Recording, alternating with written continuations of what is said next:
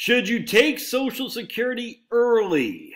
Now let's dive into this. I just listened to a podcast where a guy asked the host if he should take Social Security because he's worried about means testing. He's worried about if he doesn't get the vax, all this stuff. He's worried that they're going to reduce it, all this. Man, it's already means tested. All right, Social Security is already means tested when it comes to taxation of the benefits. That's just a fact. They're not going to reduce benefits. Now, maybe they'll reduce it for Bill Gates, but if you're not Bill Gates and other multimillionaires, they're just not going to reduce it, man. I'm sorry. The vast majority of people rely a significant amount of their retirement income on Social Security. The vast majority of people who take Social Security are the largest voting bloc in the United States. And many of those people swung the election for the Trumpster and then swung it back to Biden because those people are worried more than anything about Social Security and Medicare. That is what their primary vote is. It isn't about abortion. It isn't about all this other crap. It's about Social Security and Medicare. It's just that simple. So get over it, this idea that they're going to take Social Security away. They're not. So the ultimate question is, should you take it early? Now, I'm going to share with you why I don't think you should. So again, each situation is completely unique to you. Just talked to a lady today, and she had watched a bunch of my videos, and she hired me as a financial client. Wonderful husband and wife. And she said, hey, some of these things you say don't seem to be applicable to us relative to what you're recommending people do on your YouTube channel. I said, yes, because the YouTube is broad. Specific client interactions are not broad. They're the furthest thing from broad. They're the narrowest there possibly could be because we're talking about these two people. The YouTube stuff is broad, if that makes sense. All right, so just be advised. What I say here is not for everybody. All right, people say, I get it. There's always a unique perspective. I get it. In the overall context, I say you should not take Social Security early. Let me show you why. So we go to the U.S. Department of Treasury, and we look at the Treasury yield curves, and this is only going to go back to 1990. So we're just going to go back to 1990 to get a gauge what the rates were looking like back then. And they'll make sense here in just a second when I explain it.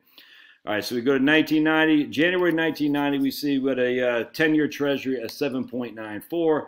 We had a 5-year Treasury at 7.87. So get that. Remember, that's roughly 8%. Roughly 8%. Roughly 8%. Why do I keep harping on that? All right, so then we're going to go to our 10-year Treasury back using my man Daniel Coolbert's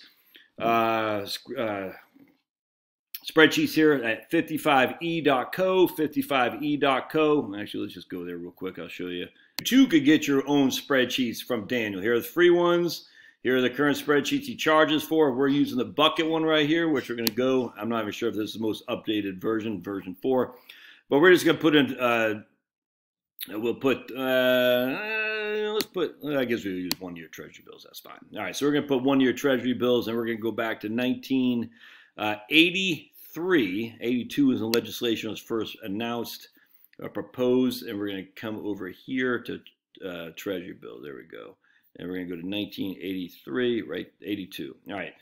Oh, 1-month Treasury bills, 10.5, 8.8, 9.8, 1-month T-bills. All right. So you can see 8.8, 8.8, 8.8. Why do I keep harping on that?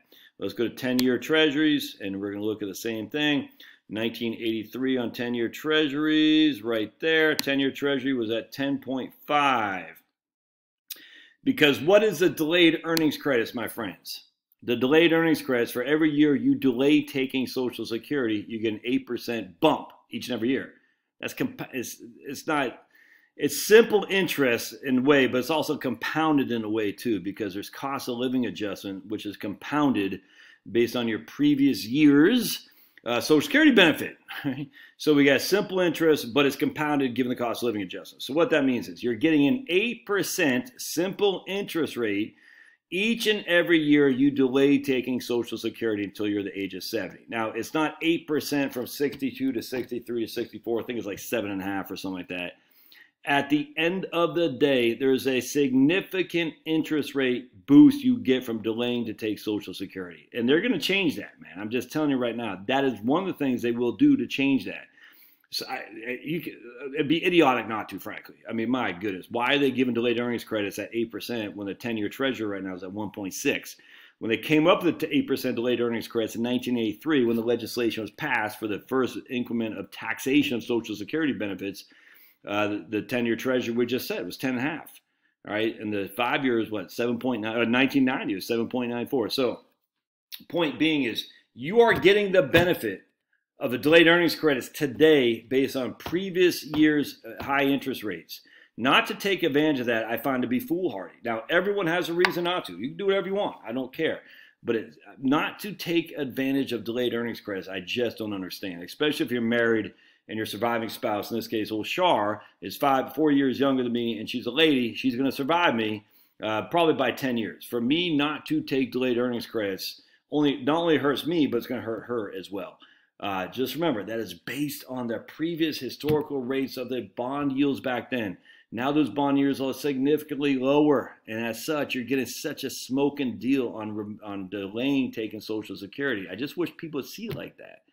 And don't forget, what are we projecting for stocks? Vanguard projecting stocks for the next 10 years at 6% a year. That's with complete risk, with a 15 to 18% standard deviation. And standard deviation isn't the up and down, it's the standard deviation is the volatility around the average. All right, so one standard deviation, we'll just say 15% because I can make that in my head. So that means 67% of the time in a typical bell curve, you would get a portfolio, if it returns 6% a year, 67% of the time, your portfolio will be up 21% or down 9%. Is that right? 6 minus 15? Yeah, I think 9, something like that. Let's just say 10. So it'll be up 20, down 10, something like that. All right, that is one standard deviation. 2/3 of the time, your portfolio will be down 10 or up 20. 99.8% of the time, in a typical bell curve, your portfolio will be down 40 or up, 30 plus 20, 50. I think I got that right, something like that. That's how the bell curve works. So yes, you could get more rate of return with stocks, but if we are assuming an average rate of return of 6 with a downside of -30 on any given year, and then we turn around and say, with Social Security, you're guaranteed 8% with a cost of living adjustment that's compounded, it seems like a no-brainer to me. So that's why I don't recommend you take Social Security early. All right, love to hear your thoughts. I'm sure there'll be some. See ya.